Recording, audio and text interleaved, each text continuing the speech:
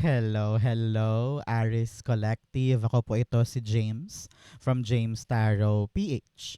Ito po ang inyong bonus reading para po sa inyong May, Pera and Career.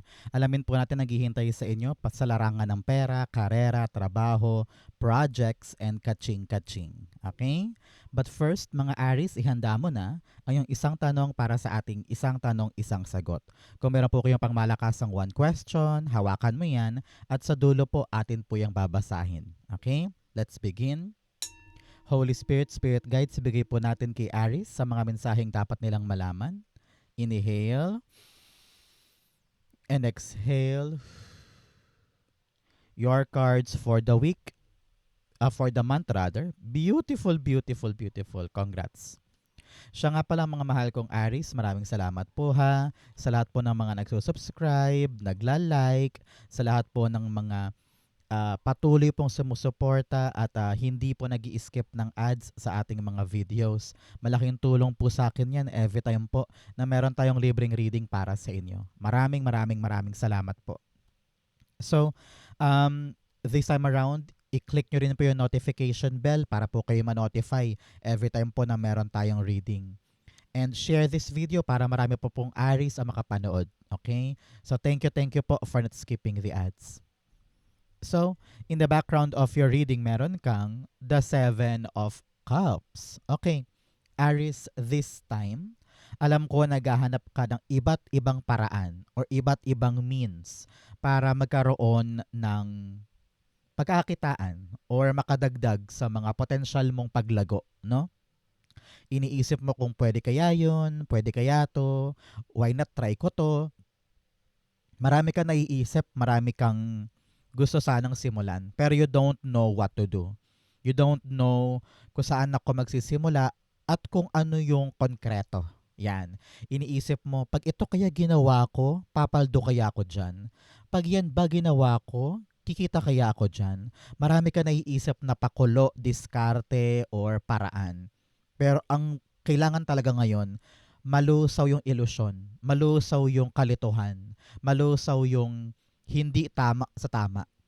Kaya panahon to for you, Aries, na talaga namang isipin ano yung malapit sa puso ko, ano rin yung doable, ano rin yung kayang-kaya kong simulan ngayon na hindi ko ako kailangan mangutang or gumastos ng malaki or mahirapan ng sobra. Yun talagang kaya ko at kaya kong panindigan. Doon tayo magsisimula. Okay? Mamaya klaruhin natin to as we go along. Especially in your core energy, meron kang the King of Pentacles. Si King of Pentacles here, this is all about you. Mastering the craft. Okay? Meron kang pinagkakaabalahan ngayon at iniisip mo, enough na ba to? Or magdagdag pa ako ng iba? Or mag-isip pa ako ng iba? Ito ba talaga yung para sa akin? Ang sabi dito, kung saan ka magaling, doon ka kumapit. Kung saan ka mahusay, yun ang ipa-amplify mo.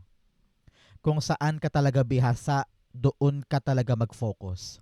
Kasi nandoon yung expertise nandun yung gana, nandun yung sipag, nandun yung kahit nakapikit ako, kaya ko to. Kahit bagong gising ako, excited ako. Parang ganyan. At nakita ko rin dito, doon tayo pumunta sa sigurado. Very clear yan, ha? Doon tayo pumunta sa sigurado. Na alam mo na kayang-kaya ko tong ipaglaban, kayang-kaya ko tong palaguin, at kayang-kaya ko tong panghawakan. Parang ganyan. Kung ito man po ay negosyo, kung ito man po ay trabaho, or project, pag alam mong kaya mo, igora mo yan. And King of Pentacles is really abundant energy. Lalago, dadami, titibay, meron kang makukuhang kaching-kaching. Okay? King of Pentacles, the Strength card. Sabi dito, magpakatatag ka.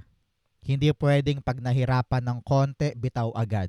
Hindi pwedeng maraming aberya, uurong na. Mag-quit na daw. Hindi pwedeng marami lang na hindi pagkakaunawaan, iiyak ka na agad, suko na. No.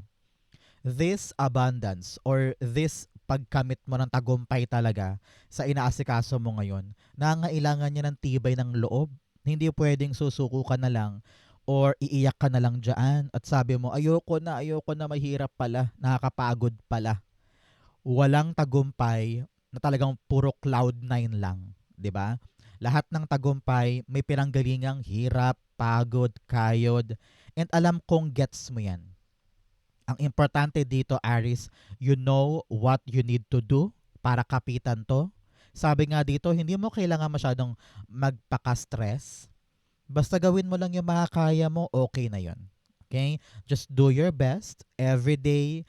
Keep your commitment. Steady yung performance mo. Everything will be fine. Okay? So, Aris, tanungin kita ngayon, ano ba tong tinutumbok mo na kaperahan, career o trabaho na nangangailangan talaga ng tapang ngayon at sabi mo, sige, tatapangan ko na. I-comment mo nga sa ating comment section nang sa ganon matupad talaga at makuha mo na yung tagumpay dyan. Okay? Comment na po. In the area of what you need to focus on, meron po kayong the Page of Pentacles. Ang sabi dito, kapag merong hindi gumagana na strategy or paraan, tignan mo sa ibang perspektibo. Baka ito pala ang pwede. Ay, baka ganito palang paraan ang possible para dito. Huwag kang makontento lamang sa traditional na paraan. Kasi nakita ko dito, merong swak na paraan na sa'yo lang gagana. Tapos yung ibang paraan na pilit mong ginagaya sa iba kasi nga nag-work sa iba nag-work sa kanya, nag-work doon. Sige, gawin ko din baka gumana din sa akin. Pero for a very long time napansin mo, bakit hindi gumagana sa akin? Bakit hindi ako successful sa paraang ginaya ko lang din, tinularan ko lang din? Pero sabi dito, pag-aralan mo daw kasi. Pag-aralan mo para makita mo kung paano siya suswak sa'yo. No? Kasi nakita ko dito kailangan uniquely ma-pinpoint mo kung ano yung posibleng paraan na gagana sa akin na maaaring hindi maintindihan ng iba pero ikaw gets na gets mo. Okay? Meron din po sa inyo parang pinapayuhan na aralin siya. Kung pwede kang pumasok ng seminar, workshop, training, or magkalkal sa YouTube na mga tutorial, makakatulong yan. Meron din po sa inyo narinig ko parang kausapin mo daw, linawin mo. Kung yan ay usaping pera, no, kailangan talaga nakaupo ka at lahat ng detalye inaaral mo. Hindi ka pwedeng bara-bara na lang or umuo ka kaagad without understanding the situation or the agreement or yung ino-offer, di ba? Sa panahon to para kalkaling mabuti. Wag kang oo agad without studying kung ano yung gagawin mo. Okay? Halimbawa, nagpapagawa ka ng gate. Tapos sabi nung construction worker, ma'am, ito na lang po bilhin nating gate, mas mura. Pero in reality, hindi pala mura. Kumubra pala siya dun. Tapos yung gate medyo mahuna, di ba? So, hindi pwedeng oo ka na lamang dahil sinabi sa yung maganda yon. Kumbaga, aralin mo din. Ikaw mismo kakalkal ka para masiguro mo na oo nga, tama siya. Mas mura nga, mas matibay nga. Kaya para umuo ka sa mga bagay-bagay at makita mong tama, you need to research. You need to make sure na ikaw mismo inaaral yun. Okay? Page of Pentacles, the Justice card. Yes, this card is all about truth. Kita mo ba yung espada na hawak niya? Ang espada na hawak niya ay simbolismo ng katotohanan. You don't jump into conclusions. You don't say, sige, okay na yan. Sige, go, go, go. No. Hindi ito ang buwan para maging sunod-sunuran ka or utu-utu ka sa opinion ng iba about your career, about your money, about your project, about your pinagkakaabalahan. Kailangan ikaw kakalkalin mo para nang sa ganon tama ang hakbang. Halimbawa, ikaw ay may career move. Sabi, maganda daw ang trabaho doon, okay daw ang sweldo, ikaw naman nadala ka kaagad, dumiretso ka kaagad doon without doing your research. Na-realize mo tuloy na, ay, maliit pala sweldo, ay, may overtime pala dito, ay, malayong-malayo pala. Dahil nga hindi ka nag-research, pumunta ka kaagad without knowing kung tama ba yung papasukin mo. Parang ganyan. So, alamin lahat, kalkalin lahat bago tayo tumulay. Okay? So, mga Aries, ano pong ginagawa nyo today while watching this video? Kayo po ba'y naglalaba, nanonood ng TV, o nagbabantay ng anak while watching, or ready nang matulog? Comment down below po sa ating comment section.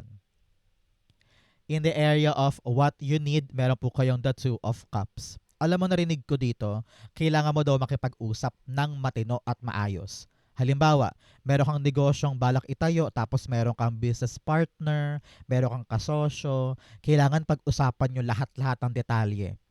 Nakita ko dito na maaring meron kang papeles na nakalimutan, o kaya meron kayong agreement na akala mo ganito pero yun pala hindi. Meron kang misunderstanding sa kanya, meron kang expectation na hindi nyo naman pala napag-usapan, akala mo lang. So, importante dito, Aries, pagdating sa pera mo at career mo, makipag-usap ka ng maayos. Para walang kalituhan, para walang maling akala, para walang maling hinala. Okay? Kasi importante ngayong buwan na to ay meron kang pinanghahawakan. Hindi puro dada lang, hindi puro laway lang. Kailangan meron kang mapanghawakan para pagdating ng question, para pagdating ng issue, meron kang ipapakita na, oh, sabi mo ganito eh. Ito oh, may pruweba ako. Ito oh, may sinabi ka talagang ganito. Ito oh, pinakita mo. Parang ganyan. Kung meron mang mga utang-utang, kailangan talaga nakasulat yan, may permado, hindi puro laway lang, di ba? Kailangan meron ka talagang hahawakan just in case.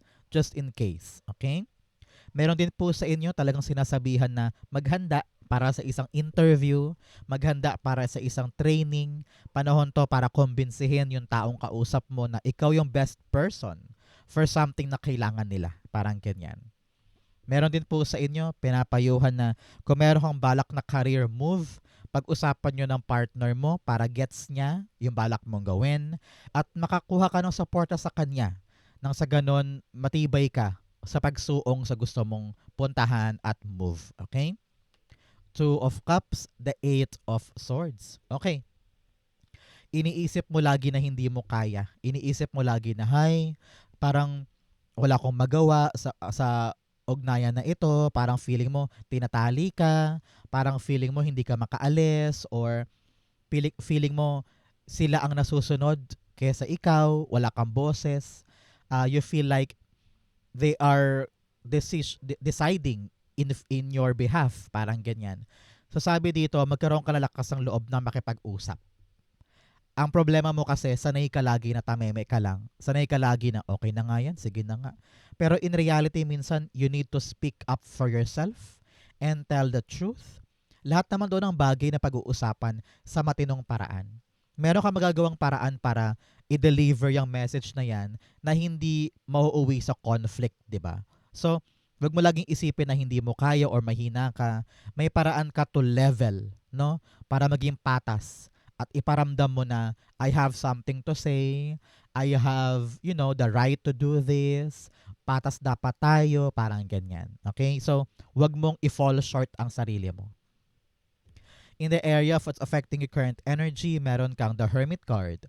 Si Hermit dito, alam niya marami kang question. Alam niya marami kang mga pangarap sa buhay. Alam niya na marami kang gustong abutin na at some point nakakalito. Na parang, kaya ko ba talaga to? Magagawa ko ba talaga to? Hindi ko alam kung tama ba to, tama ba yan, tama ba yun. Pero you know in your heart na kung hindi ako kikilos ngayon, walang mangyayari sa tagumpay na gusto ko. Kung hindi ako gagalaw, kung hindi ako magka-come out sa aking limitadong space, wala akong maaabot, 'di ba? Kaya ngayon, ramdam ko dito tinatapangan mo ang sarili mo na kumawala na sa comfort zone. Some of you are thinking na gusto ko nang mag-abroad, gusto ko nang lumipat sa mas magandang trabaho, gusto ko nang humingi ng promotion, gusto ko nang maghangad ng pagtaas ng sweldo. Nag-iisip-isip ka na eh. And at some point, nakakaligaw, di ba? Parang, gagawin ko na ba? Time na ba to? Pupush ko na ba yan? Parang marami kang questions and you don't know how to answer those questions. Napaka-overwhelming. Kaya sabi dito, kung talagang naniniwala ka na kaya mo, naniniwala ka talaga na this will make it big. This is so promising. Ayokong sayangin yung chance. Ramdam ko dito na you will follow what you feel. You will follow kung ano yung gusto mong mangyari. And that takes courage. Maging matapang ka lamang, mahahanap mo rin yung para sa'yo. For other Aries dyan, ramdam ko dito ay nakakaramdam ka minsan ng pagod. pagkadismaya, burnout. Ramdam ko yan for many, many Aries dyan sa karera mo. Ramdam mo yung parang, teka, gusto ko pa ba to? Parang pagod na ako and you feel so alone. You feel like wala kang mapagkwentuhan, no? So sabi dito ng yung spirit guides, talk, makipag-usap ka para makawala ka dyan sa kumukulong sa yung problema or issue, no? Kailangan mo ng gabay, kailangan mo ng taong makakaunawa sa iyo para maintindihan ko ano yung pagdaraanan mo. Okay? Because kapag may kinausap ka na, diyan ka talagang makakaunawa na ay oo nga no, kaya ko tong lagpasan. Ay oo nga no, sige, may paraan na ako. Thank you for the talk. Thank you for the clarity. Thank you for listening to me. So kung meron ka mga questions, ramdam ko dito na you really need to have a break. No? Pwedeng kunin mo yung Sabado, Linggo, magpahinga ka, o yung birthday leave, or kung talagang kaya mo ngayon, humingi ka ng leave para mahanap mo yung relaxation. At kapag kasi nakapag-relax ka, lilinaw ang isip mo eh. At mahanap mo yung tamang ruta o tamang paraan sa pwede pang gawin in the future. Okay? The Hermit card, the Five of Cups. Yes, like I've said, you are now thinking of letting go of something in the past para itayo itong something na alam mong secured, alam mong abundant yung energy at promising sa'yo.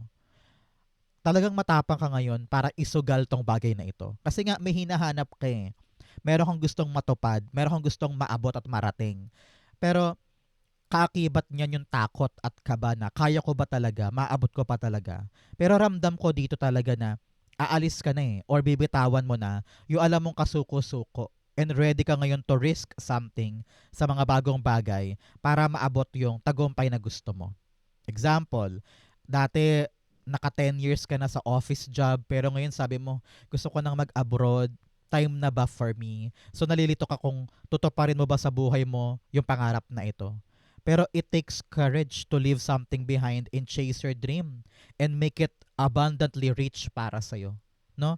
So ang lesson dito, ang tagumpay mo ay nakasalalay sa tapang mo na iwanan yung isang bagay at abutin talaga yung gusto mo. Parang ganyan.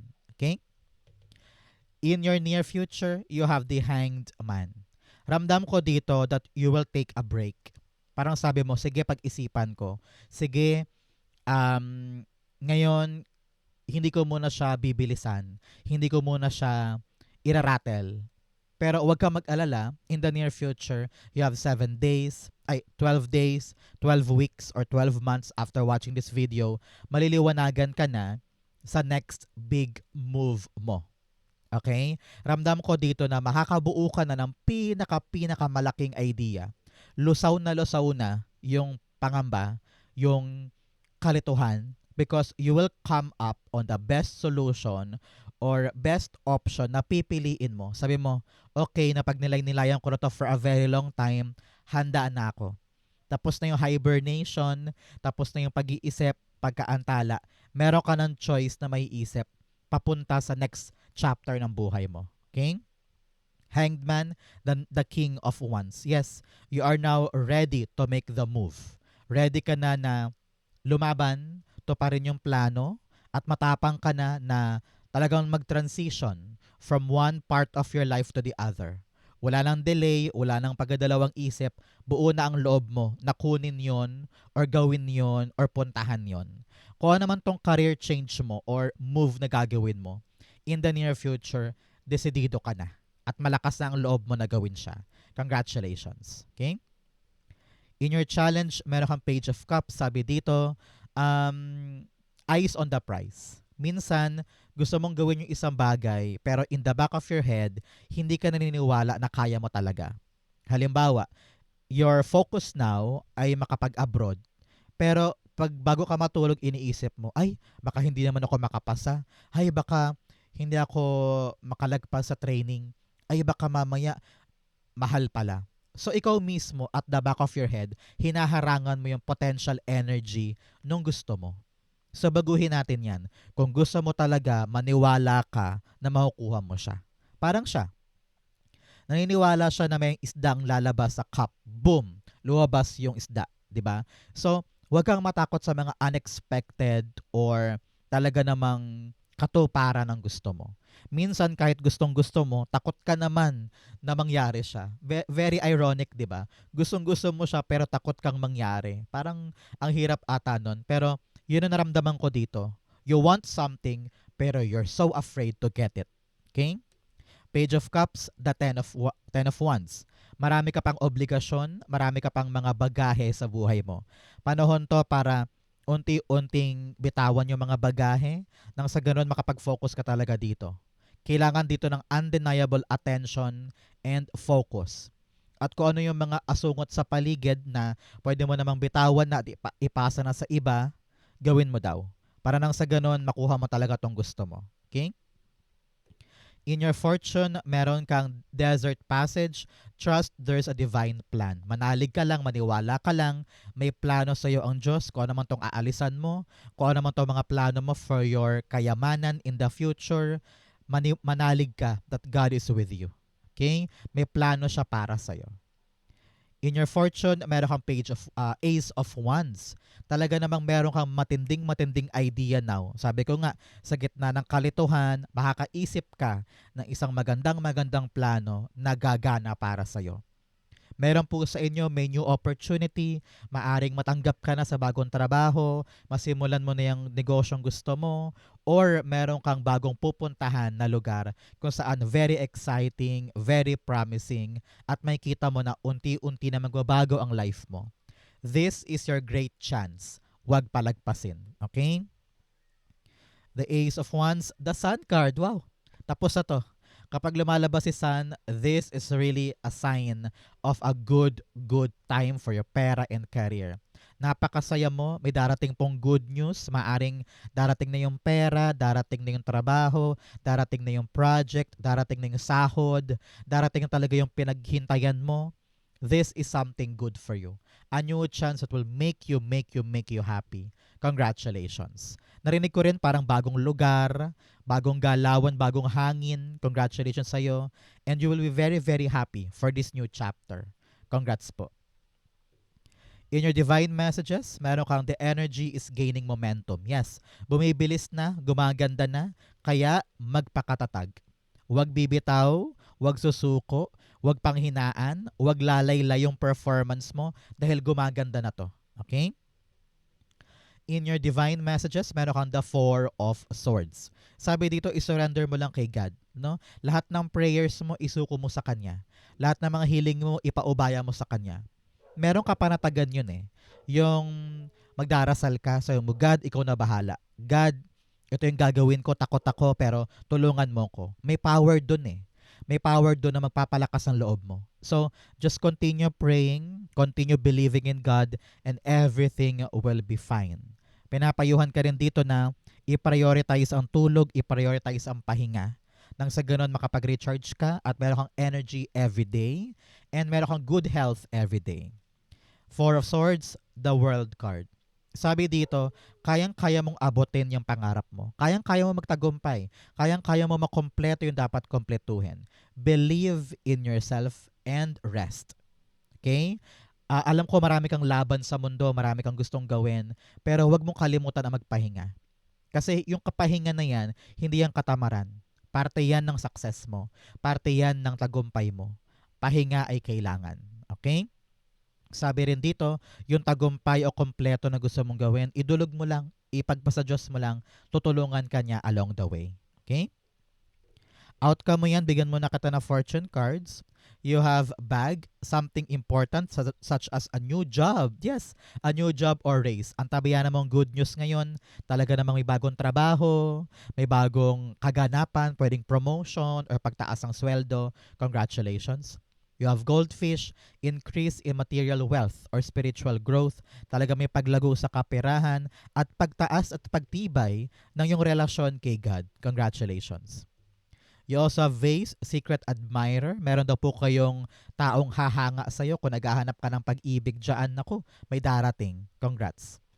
You also have spear, heartache over what you no longer have. Sabi dito talaga namang malungkot ka sa mga bagay na nasayang, sa mga bagay na nauwi sa wala. Pero ganoon talaga, panahon to para hanapin yung para sa'yo. This is really a soul searching for you. Finding your purpose, finding your destined path, at huwag mo nang iyakan pa yung mga nasayang or nawala. The fact na nawala yun at na wala sa kamay mo, ibig sabihin, hindi siya destined to last long. Kung ano yung mga bago mong gagawin, yun ang para sa'yo. Okay? So, Aries, ang yung outcome for pera and career patulay ng June, the King of Wands. This is all about you doing what you've planned to do. Ikaw ang CEO ng buhay mo. Yung mga balak mong gawin, malakas ang loob mo ngayon para to pa rin. May passion ka, nag-aalab ang puso mo para gawin siya. Some of you are sitting on your throne, meron ka pinapamahalaan na grupo, pwedeng negosyo yan, or na-promote ka nga, parang ganyan, or you're landing to a better job with high salary, with a secured na trabaho, kontrata, ganyan, and you are very in power. So, congratulations. Okay? King of Wands, the Three of Pentacles. Yes, ikaw ang leader na kinakapitan ng maraming taong ito. No? Kumbaga, ikaw ang inaasahan nila, yung decision mo nag-matter sa kanila, they are really depending on you. No? So, work with these people. These people will make your dream come true and will make you accomplish kung ano itong mga planong ito. Congratulations. Okay? So, Aries, dumako na tayo sa yung isang tanong, isang sagot. Close your eyes and concentrate on this one question. Okay? Inhale and exhale.